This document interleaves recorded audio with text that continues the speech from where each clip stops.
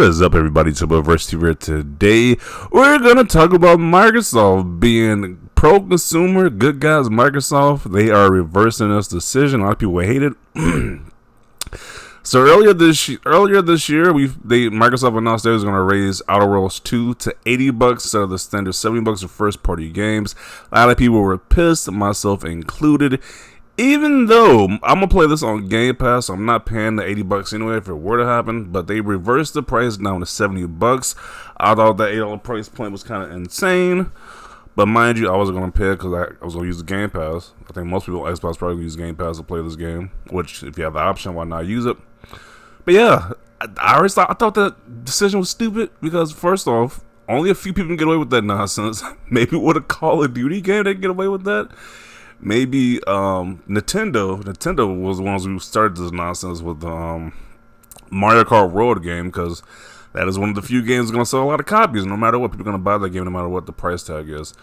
Select few games can roll out with that price point and be very successful or not get backlash about it. So Nintendo got away with it with Mario Kart World. Microsoft don't need they don't need the bad PR. I was like, because Microsoft, you know how it is. If you do anything, you're going to get criticism no matter what. I mean, you know it was a bad decision, but you don't need this bad PR. This game is going to be great. One of our most anticipated games of this year, besides like Ghost of Yotei. I'm probably excited more for Outer Worlds 2 than Ghost of Yotei, to be honest. But you got a game like this, you just want the much positive press as possible, because it's already a Microsoft published game. People will be negative anyway, so you don't need that added negativity on it. They just add more ammunition to the fire to be negative about the game. So it's a good thing that they reversed this decision. Just take all the negative, the negative things they can add to it. Just take it off the list, so they can't add this as a downplay for the game. So once again, kudos. Great move by Microsoft. So I think they're gonna just reverse this decision overall about the $8 price tag first party games, because like, even though, like I said before, if you're using Game Pass, it's not going to affect you, but there's just so much bad PR with that nonsense, so I'm glad it's gone. You know, Nintendo, once again, Nintendo can have $8 games.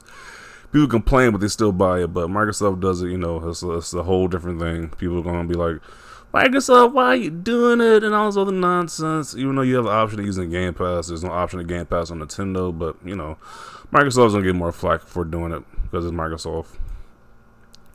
Let's see what people are saying about this. We aren't buying less than $60 or less.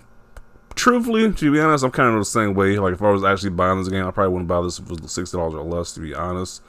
But, 70 is the right direction. I'm definitely getting it on Game Pass, so I'm definitely not paying anywhere near 60 or 70. Glad they kept it at 70. Anything above that feels like a nerf to our wallets. What if I told you this was the plan all along? People say this is a conspiracy theory. I like they got conspiracy theories theorists already out there. Like I said, Microsoft planned this all along to get the good PR. They were probably going to do it anyway. So I don't know. Who knows? Lowering the price back sounds like a W to me. If only they'd been like, psych, we're dipping it to 50.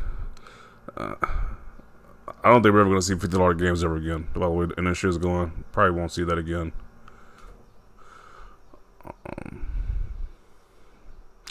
I won't ever buy a video game at the new price anymore. I won't even pay $60 anymore. I wait for deep sales or don't buy. Publishers have pushed me to this position. Any games I will always support day one if I enjoy the title. That's fascinating. You can have this mindset as a PC gamer, but if you're a console gamer saying you want to save some money, the opposite console fans gonna call you broke or some type of a name like that. But it's like, PC gamers can say that. PC gamers can say, hey, we want to save, we want to spend a certain amount of money, and everybody's fine with that. But if you're a console gamer saying that, you're just broke apparently. So it's just funny how that works out too. For you want to save money on video games. Because what they say, people who use Game Pass. Game Pass is like the welfare pass or broke boy pass, something like that. When it's so stupid, like, who doesn't want to save money? Like, hey, Nintendo, you should do the same thing going forward. We would think so, right? You would think Nintendo would be like, hey, we made so much money on Mario Kart World, we can decrease the price. But nope, Nintendo's going to do what Nintendo's going to do. They're going to charge you $80 for Mario Kart World and not decrease the price whatsoever. We're gonna somewhat decrease the price with a bundle, but that bundle is limited. It's a digital only copy, but I still don't understand Mario Kart World is $80. I still can't understand why they think that game's worth $80, but I don't see it. So that's still bonkers to me. But once again, Nintendo is getting zero backlash. Definitely not getting backlash sales wise because people going out and buying Mario Kart World when they buy Switch 2. So it's just crazy to me. Like, once again, this type of decision like this, Outer Worlds 2 being $80, well, it was $80, got a lot of backlash, but the Nintendo Donkey Kong World is going by just fine. So,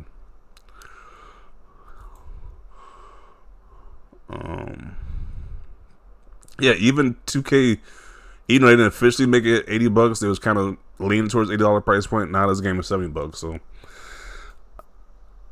I'm curious to see, are these companies gonna go to $80 this gen or next gen, or maybe it's just gonna be Nintendo be the oddball out. Who knows? Your move, Nintendo. What am I saying? Of course, they aren't doing anything about it. If you think Nintendo is gonna reverse that $8 decision for Mario Kart World, you're just delusional. They don't have to. They know their fans are gonna spend $80 for their games. Like, I was just looking at the Nintendo Direct thing, and you saw the show, the Pokemon Direct or whatever. You know, I'm just like, bro, how is Nintendo getting away with this nonsense? The Pokemon the Mega gimmick, the designs look horrible. Like, I was looking at the Dragonite one that's getting the most traction online. That thing looks horrible than the original design. I was like, the designs look horrible. The game overall looks like a handheld game. It's like, I don't know how Nintendo's getting away with this nonsense. If it was Microsoft, they'd be criticized to no end, but Nintendo can get away with this stuff. Get away with games not performing all the way correctly, like with the new Donkey Kong game. There's some areas where that game doesn't perform well, but, you know, it's Nintendo. They can get away with a lot of stuff that the other companies can't get away with.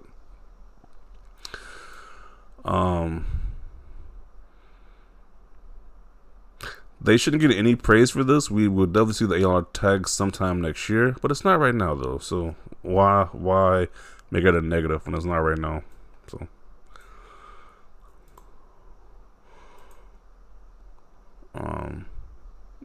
Eat a little one, shut up and eat it.